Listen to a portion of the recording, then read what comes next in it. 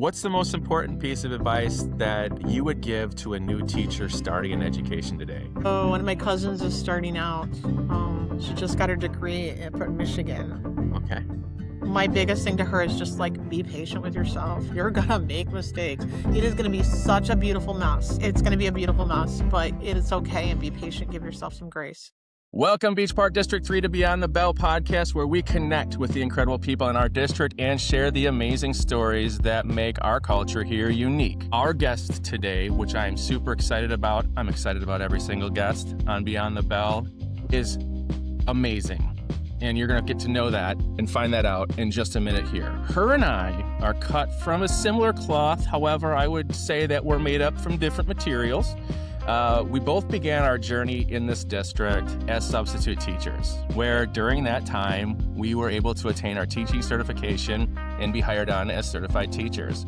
She began her career in Beach Park in 2008 and moved into the classroom in 2013. What most excites me about today's guest, though, is this, and I have not shared it with her, so I love that I get to do it right now with all of you getting to hear it.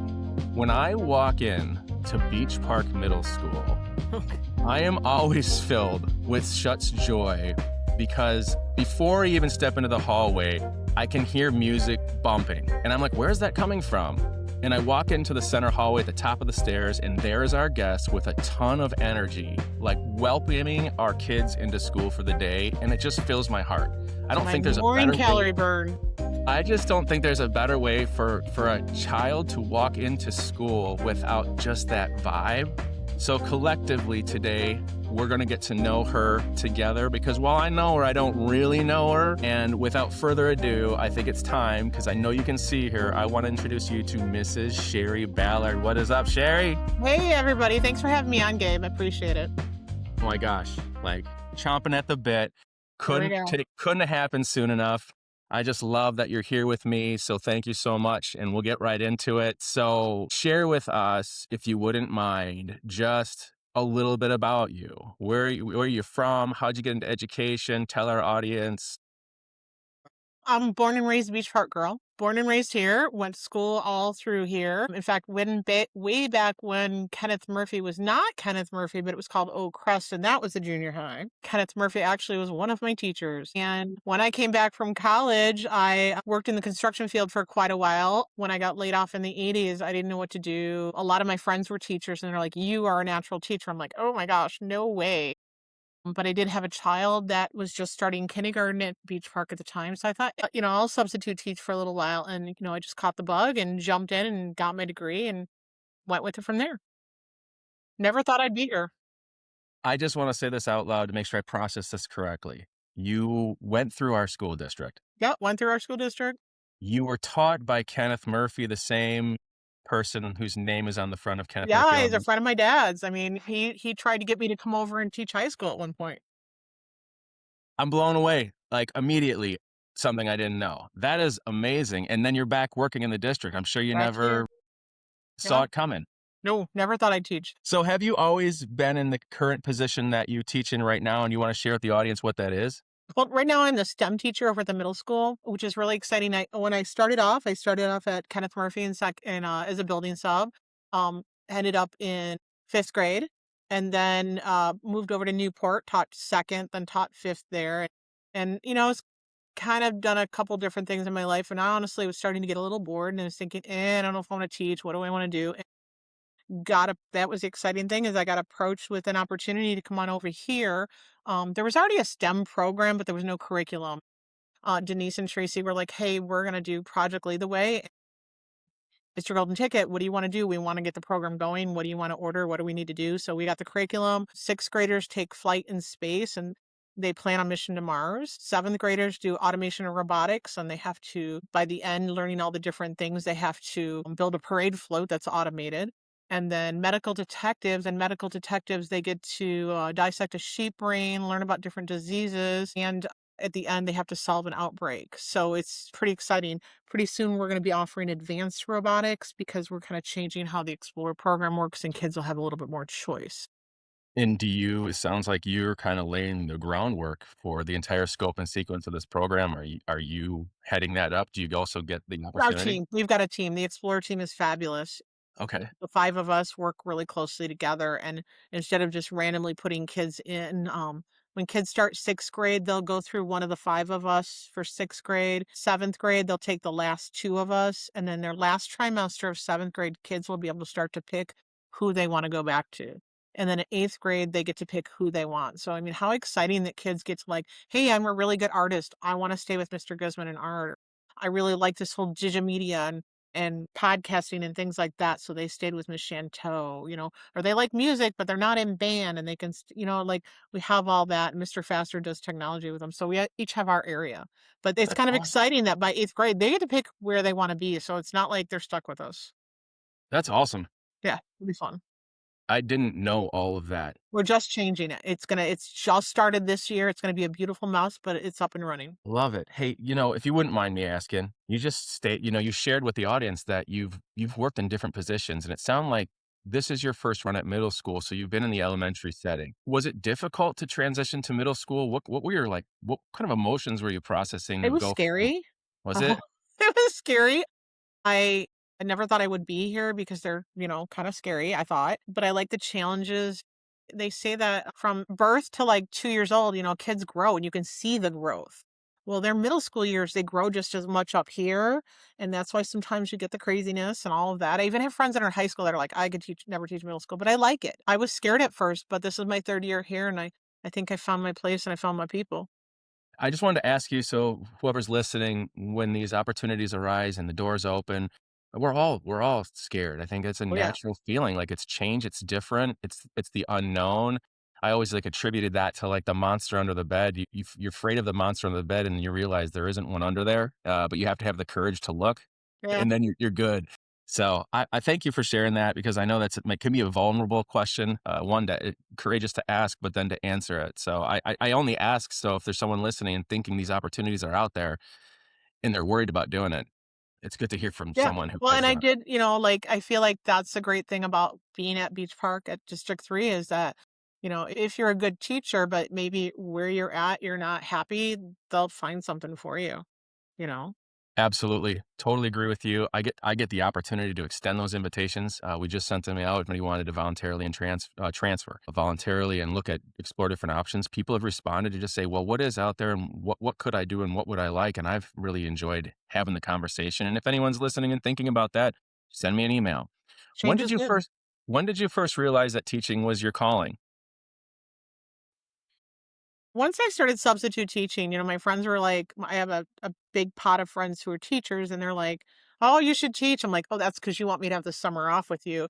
But they're like, "No, you'd be good at it. You started doing Girl Scouts, you volunteer in other things, and we think you'd be good at it." And I didn't think I would. So, when I started substitute teaching when Sydney was in kindergarten, I liked it. Yeah. So I got addicted to it. So, I had no idea I would like education. Until life, throws a curveball and you end up in a classroom. And I just remember my first substitute teaching job, 2006, at the middle school in a social studies room. And I remember being so scared to what am I doing? There's no way I can do this.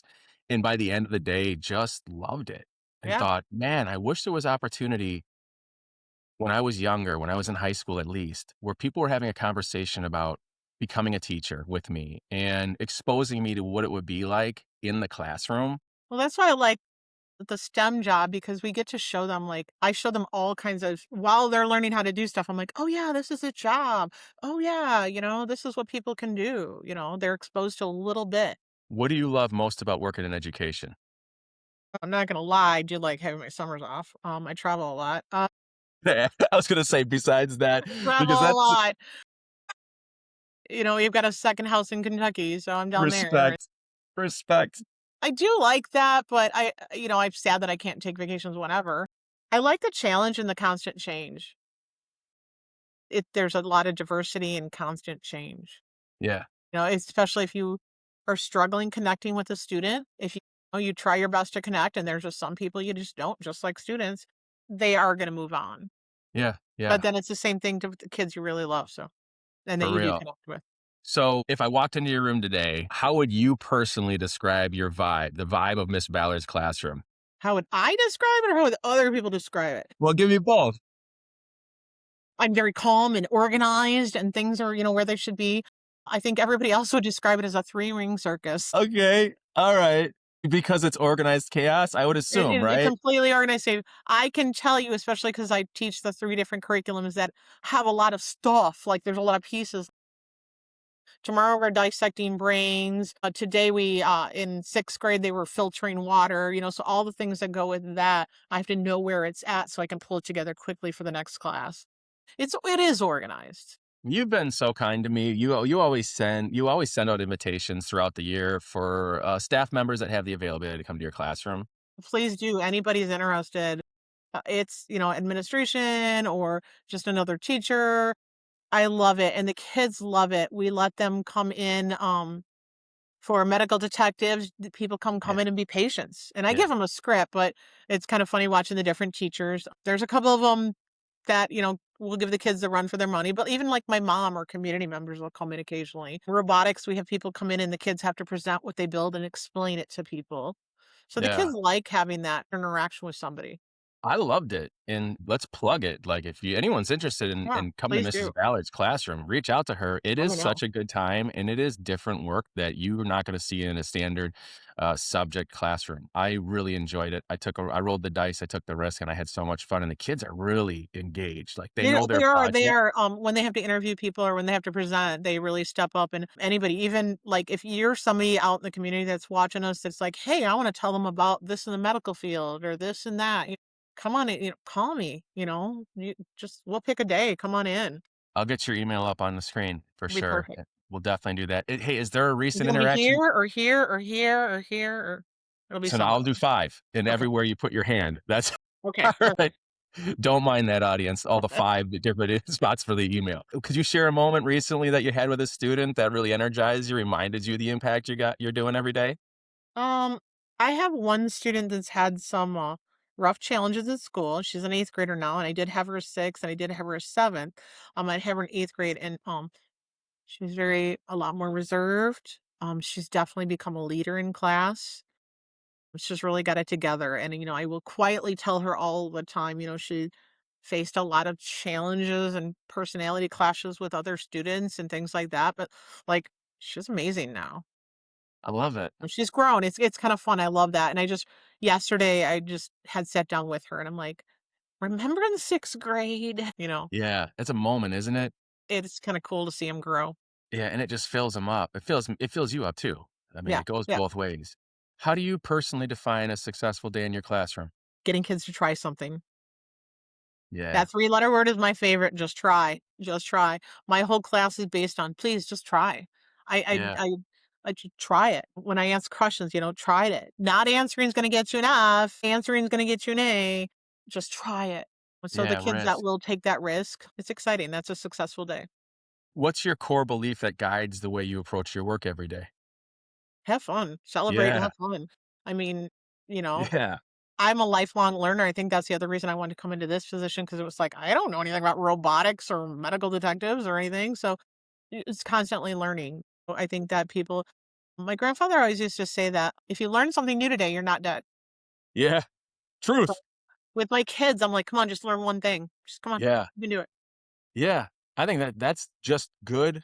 That's great advice to get, and it's the truth every single day. Like, if you can find the capacity to enjoy the one moment that you're gonna learn something, it drives you, and I agree with that. Beach Park District 3, as you know, prides itself on having a supportive culture. In your own words, what's the best part of working on a team over there at Beach Park Middle School? I can give the Explorer team as an example.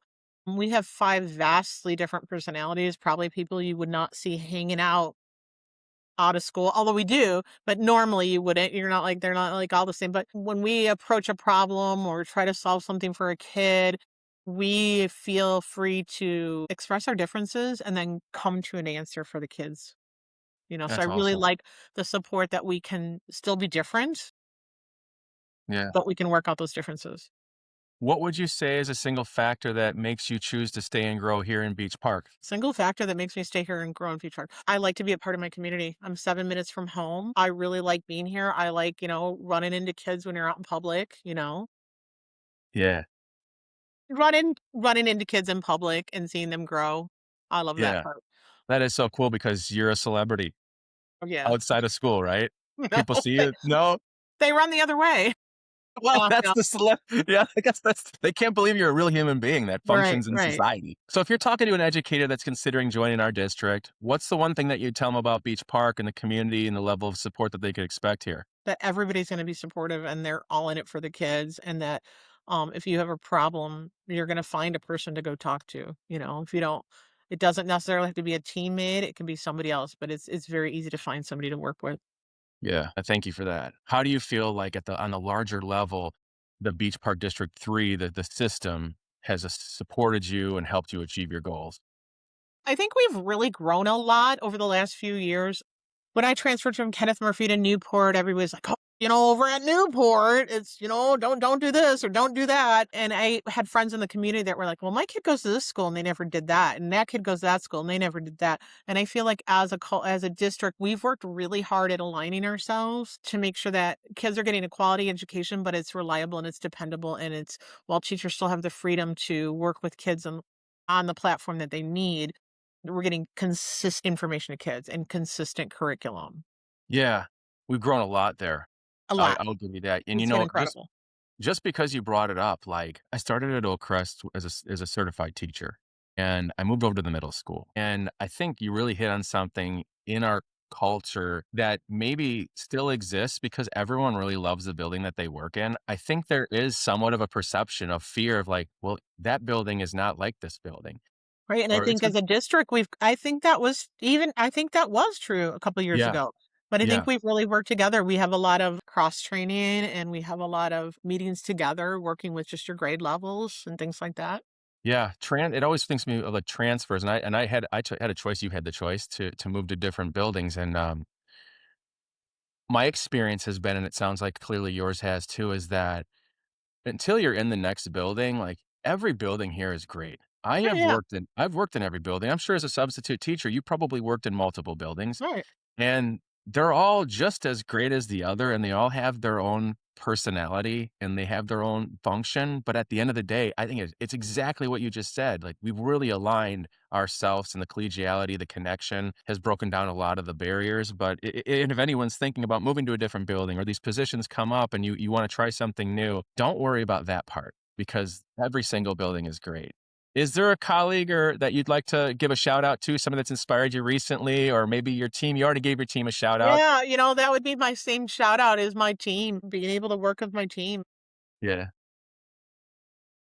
I think I'd like to give a shout out to Mr. Rovino, my, Okay. grade principal. He's also in charge of, like, the Explorer team because Chris and Anderson and I come from Newport to here, and we had a connection. He was very supportive, and when he left the middle school and left me to go to Howe, I was like, "What am I gonna do?" And Mr. Rovino stepped up and he says, "I'll be your person, don't worry." And the other day, I had some challenges, and he said, "I told you I'm gonna be your person. We got this, okay." Yeah, I Respect. I Thank you appreciate for his that. support. Yeah. He's going to love to hear that. What's the most important piece of advice that you would give to a new teacher starting in education today? Oh, one of my cousins is starting out. She just got her degree in Michigan. Okay. My biggest thing to her is just like be patient with yourself. You're gonna make mistakes. It is gonna be such a beautiful mess. It's gonna be a beautiful mess, but it is okay and be patient. Give yourself some grace. In the same, like, kind of in the parallel to that, what piece of advice would you share with a teacher that might currently be struggling in their position? Find your fun. Go back to your why and why did you do it? And give yourself a break and look at that. Why are you here to do it? We can't do it all. We can't solve all the problems, and it's a lot. It is overwhelming. But like if you can find your one focus apart. Yeah, that's solid for sure. I forget to do that myself, honestly. Yeah. And When you're it is frustrated, there. just find that one part. Yeah, you're saying it now, you're saying it out loud and it's there. I mean, I can think about it right now and come up with the answer, and it's intrinsically inspiring for sure. Yeah, that's good. So, I want to quick fire question you on some personal questions, if you wouldn't mind. Okay, All so let right. me get my notes out. Get your notes out? Oh, man, I don't even give you time. Like, you need notes. I know, Sherri Ballard. If you were working in education as a teacher, what would be your dream job? Probably a park ranger. I'd like to be one of those people behind the desk and take people out on hikes and stuff. That's all. Is there a specific place that you have gone to that inspires Right now, that? my husband and I are into spending long weekends in different towns. So I will tell you, our last place was Asheville, which was fabulous and we loved it. But I'm sure the next place will be just as wonderful. Love it. What's your go-to energy boost for the day? Music. Hello.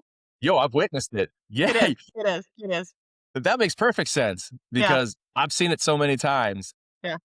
I wanna say you play music when they walk in and when they leave. Am I right with that? Yeah, I do because that's where I'm stationed just to make sure that the hallways are safe and that they know, kids are like, do I have practice? What do I have? I do. And There to greet people and stuff like that. But I also play it in the classroom a lot.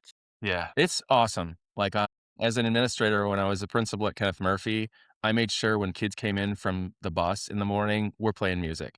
And just out there moving your body and dancing, and the kids walk in and they're smiling. It's like, oh my gosh, it just totally calibrates the day. It's Middle schools are a little different. They're like, don't make eye contact. Don't make Yeah, eye contact. She's gonna make me dance. So yeah. Elementary kids walk in with their arms open and they're like, my yeah, hugs for the day, please, and thank you for the no. music. Is this No middle kid stop? schoolers are like, I know, I know.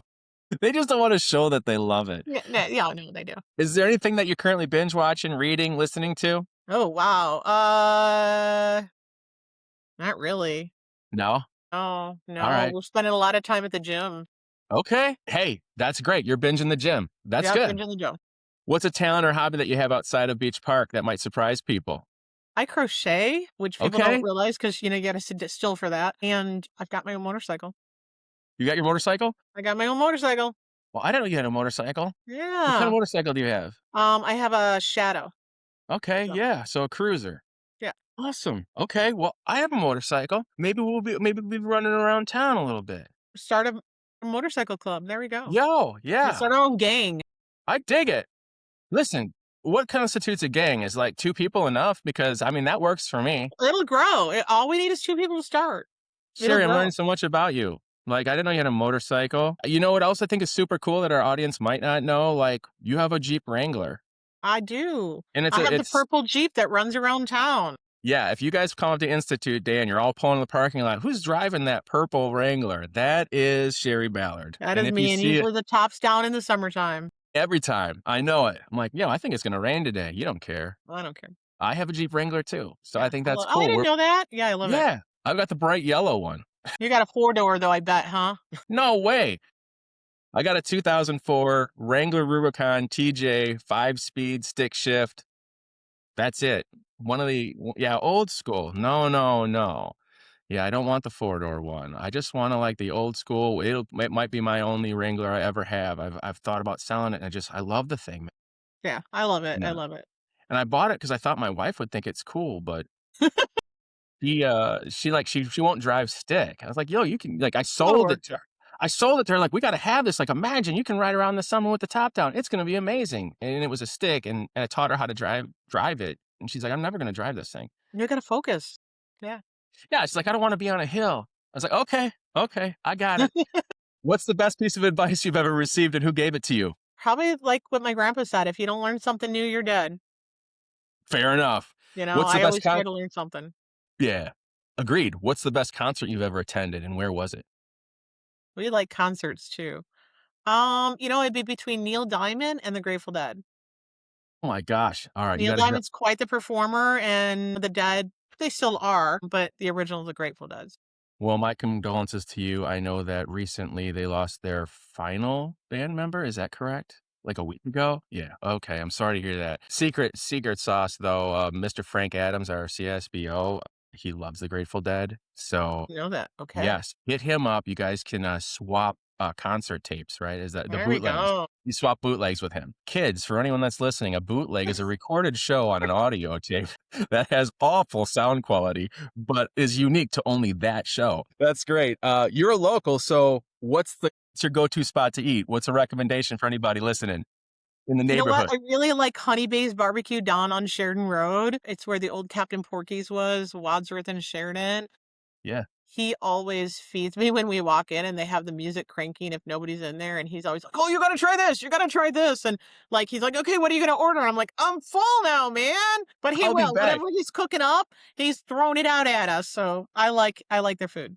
Since I know you love the music, you emanate the music, if you had to pick a theme song every day that was played when you walked into your classroom, what would it be? I'm not a Swiftie, but it would be Shake It Off. Okay. Oh, I like Yeah. that. Oh, that's a good one. Yeah. Okay, You great. gotta just let it go, move on. I love it. Oh my gosh, that's a good answer. I can't say that I always do that, but I need to try that. Can I ask you a last question? Okay, last What question. encouraged you to be on the podcast today, You besides asked me pushing you? Well, I don't know, you asked me. Oh, it's my favorite topic? No. You know what? You asked, and I'd probably do almost anything for you, Gabe. So, You're awesome. It's my favorite topic because the topic's all about you. Yo, I'm in love with you. That is so good. Why would I not want to be on a show that's all about me?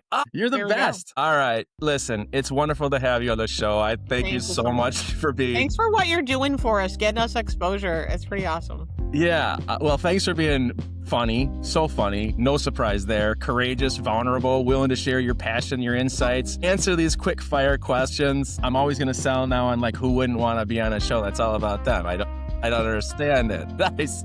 I know that you're committed to our kids. I've been in the classroom to watch you teach. I've been around the neighborhood and people say just the best things about you. And I just want to like personally thank you so much for everything that you do every single day, for the students, for the staff, for our families that you serve, that we all serve together. You're clearly committed to Beach Park District 3 and you're making a huge difference in the lives of people. Just music in the morning, even though they're middle schoolers, man, they love it and you know it. And I know that's why you do it. If anyone that's listening wants to reach out to Mrs. Ballard, she's working in the STEM lab over at this email. Park. Yeah, Beach Park, yeah, all the emails. Oh, I like that move. All right. This is going to be my call to action to everybody. If you're a dedicated professional looking to join an amazing supportive community like you've seen on the podcast, please visit www.bpd3.org. Look at our employment page, or you can always reach out to this guy. And I'd always be happy to talk to you about the district and the amazing things that are happening here. But this podcast, as Sherri alluded to, is allowing you the opportunity to hear from the real people. Right. And that's, I think, what matters the most. So anyone else that's listening, thank you so much for following the show, of course. And to the people that are currently working in our district right now, same gratitude. We love you so much. Thank you for the hard work that you do. You're seen. Know that you're one of the 5 people that impacts someone else's life. Someone's watching you. Someone's leaning on you to be supported, and you are that person who can do that for them. So stay positive. Don't give up on yourself. The district sees you. Your staff sees you. We're grateful for you. I want to say thank you for everything that you do every day, and thank you so much for being you. Please hit the like button below here and subscribe to the channel. We are on basically every channel. We got YouTube, Spotify, Apple, Amazon, TikTok, Snapchat, Instagram, Facebook. So hit us up, follow us. Feel free to leave any of your comments and suggestions because I do read them and I need help trying to figure out great questions to ask. You can just do that and leave them there. Anything else for the good of the order, Mrs. Ballard? You covered it all, man. You got it. All right, cool. Well, then I guess you and I will wave goodbye. Bye.